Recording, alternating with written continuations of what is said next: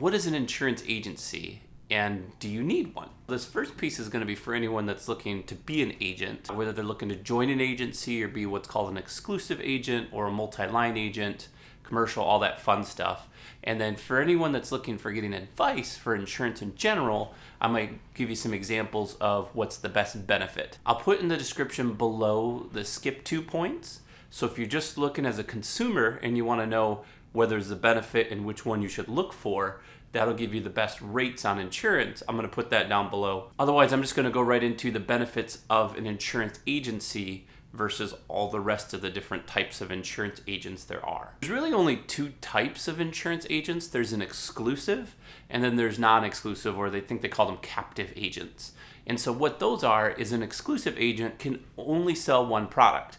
Kind of a lie, but it's the way they say it, right? So what that means is if you're a State Farm agent or an Allstate agent or you're a Farmers agent, you can only sell Farmers or State Farm or Allstate because you're exclusively signing a contract that you're gonna get a piece of their brand to kind of establish yourself as that like stamp in the world. The reason I say that it's kind of a lie is because they do have backup companies. For example, I'm a Farmers agent or an Allstate agent or whatever agent. I'm an exclusive agent with a company. They typically have some guidelines or rules, like if they're not competitive or if the customer doesn't fit their guidelines, what they're looking for, they're not qualified, then what they're going to do is they're going to let you quote another company. More often than not, it's Progressive. So if you have a State Farm or Allstate or those guys and they can't sell you a policy, then they're going to quote you a Progressive policy.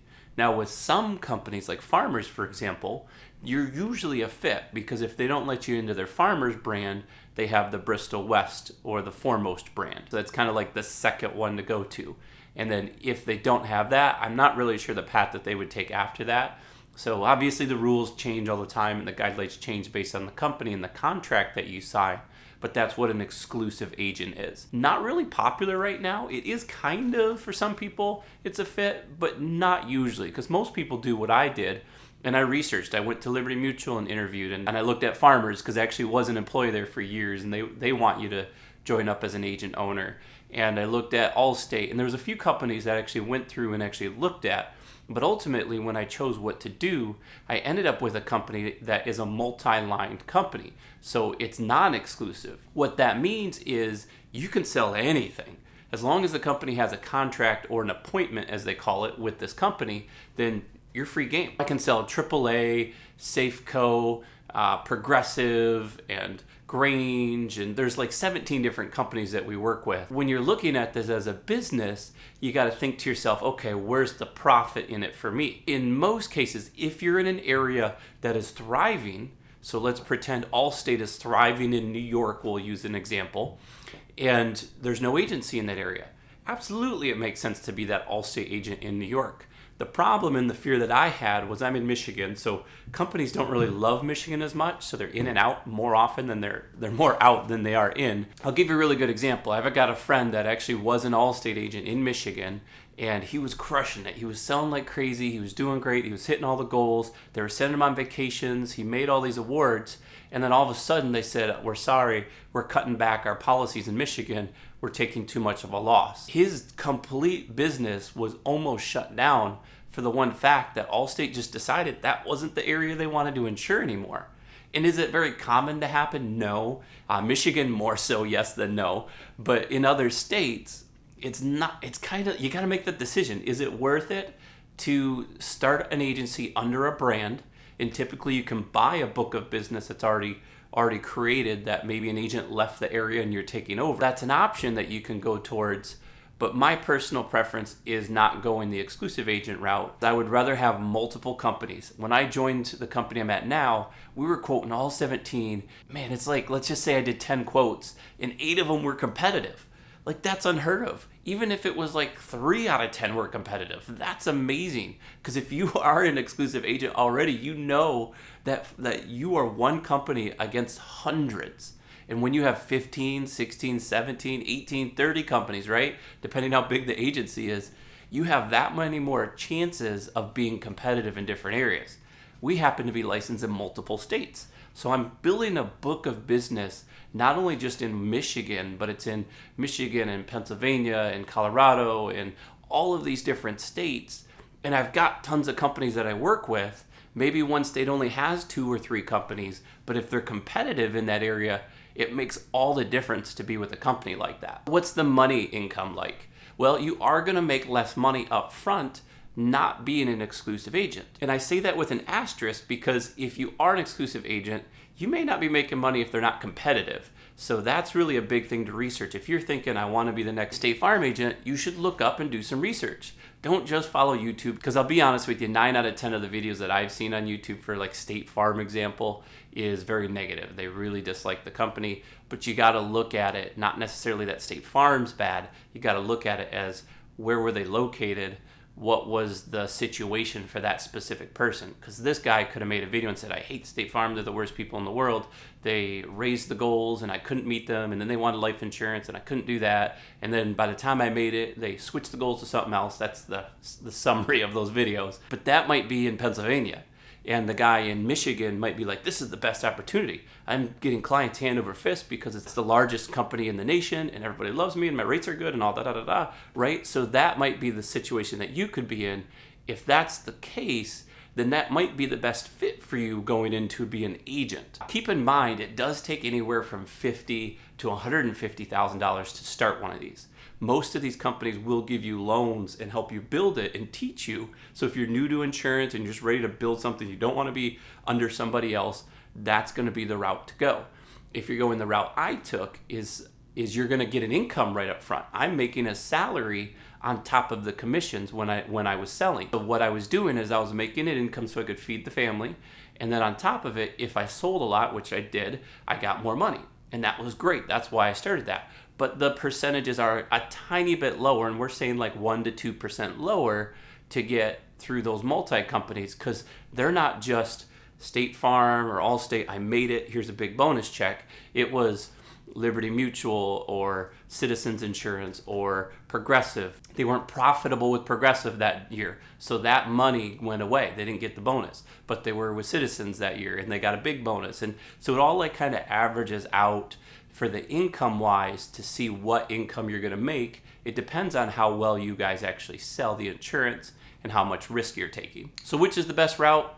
You gotta do the research. You gotta look at the area that you're in. I personally feel like doing the non-exclusive route, or the captive agent, so to speak. That's the way I would go. That's the way I chose. I purposely chose it. It took me about 1.5 years to research it. I made sure that when I made that decision, it was a good route to go, and I don't regret it. It's actually a great way to make an income. I'm not going to be making the $300,000-$400,000 a year, which some of your huge agencies, when you have 4 or 5 or 6 sales employees underneath you in 10 years, 15 years, you're not going to make that $400,000 income. You make $200,000. So you got to decide, but you're also not doing the hiring, and agencies usually pay for leads for you, things like that. So there's a lot more growth here because they're investing into you versus you kind of having to build your own. The profit is a little bit higher because you're building it. You're dealing with the stress. When Sue calls in sick and she's your service person, you got to figure that out. When Sue calls in sick over here and they're a service person, that's just one of 50 people that aren't going to be there today. So you got to pick and choose which one's the best option. I know I'm saying these big numbers like $200,000 a year and $400,000 a year, but I want to be very clear that the average agent in the U.S., so this is people that aren't successful and people that are going to make you somewhere between $50,000 to $60,000 a year. That's where if you search Glassdoor, you can see the average in your area, the income that they're making. I've never really gone by that myself because I know my sales experience and the skill that I have. So it's always been 20, 30, 40% more than what they've said online. So if you are really good at sales and you're really good with people, you understand, hey, I'm giving them a benefit. How do I fit the best thing for them?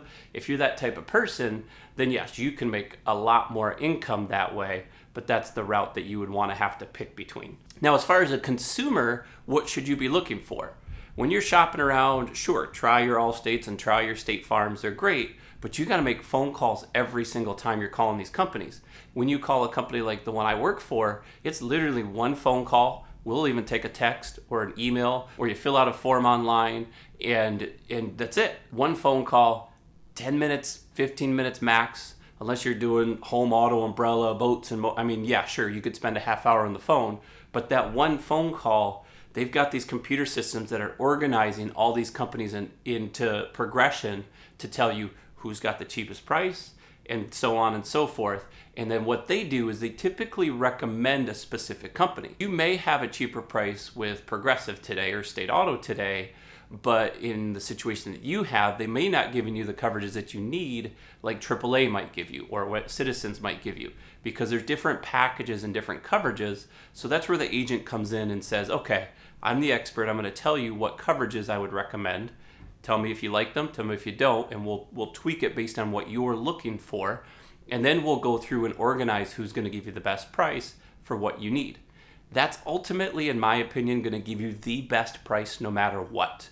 As you can tell, this is a fun topic. I love talking money. I love talking finance. I love saving you money too. But that's really the differences between agencies and standards. Now, there is a third kind of piece, is a lot of these companies like Allstate owns Esurance. Farmers owns Bristol West. Liberty Mutual owns Safeco. So there's all these sub companies that these places have made is because they're testing different things. They're being smart. They're going out and saying, okay, what if we took the person that wants to just strictly be online? Kind of like the Root Insurance Company, right? So they're strictly online. You go on, you type in the quote, and you do all the work. And at the end, it gives you a little bit of a lower price. Not always worth it. If you've watched my Root Insurance video or my Lemonade Insurance video, I'll link them here. But you can see you're not going to get that pinpointed advice. So if you know you need special coverages and you're just not sure which ones are going to give you those are not the route to go. But that's kind of a third option as far as shopping goes. If you are an agent, let me know in the comments below your experience. Are you exclusive? Are you not exclusive? What is your understanding of everything? Do you love the company you're with? I'd be interested to see. It's kind of a cool conversation we can have. Also, for those of you that are just watching the video to shop, I'd love to see some comments below what you think or what you found to be true in your area. And as usual, if you're shopping and you need a quote, I'll put a link below that goes to my company. So if you are interested in getting a quote with multiple companies, definitely fill it out there. Otherwise, I will see you guys in the next one.